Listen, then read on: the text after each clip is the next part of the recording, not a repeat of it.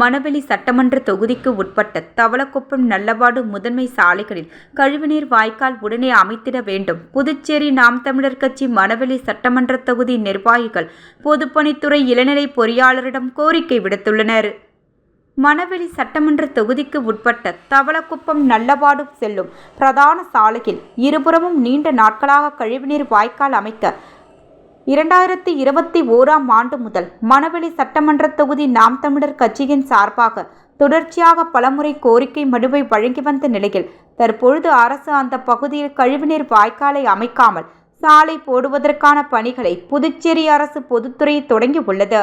நீண்ட நாட்களாக கோரிக்கையான தவளக்குப்பம் நல்லவாடு செல்லும் சாலையில் இருபுறமும் கழிவுநீர் வாய்க்கால் அமைத்த பிறகே சாலை போட வேண்டும், நடவடிக்கை மேற்கொள்ள வேண்டும் என புதுச்சேரி நாம் தமிழர் கட்சி மணவெளி தொகுதி நிர்வாகிகள் புதுச்சேரி அரசு பொதுப்பணித்துறை செயற்பொறியாளர் அவர்களை சந்தித்து கோரிக்கை விடுத்துள்ளனர். நாம் தமிழர் கட்சி நிர்வாகிகள் கோரிக்கைகளை கேட்டறிந்த கழிவுநீர் வாய்க்கால் போடுவதற்காக 3,26,00,000 ரூபாய் ஒதுக்கப்பட்டு புதுச்சேரி அரசு அரசாணை எண் 38/10/2025 அன்று வெளியிட்டு உள்ளதாகவும் விரைந்து கழிவுநீர் வாய்க்கால் அமைத்த பிறகு சாலை போட முயற்சிக்கிறோம் என்று இளநிலை பொறியாளர் வாக்குறுதி அளித்தார்.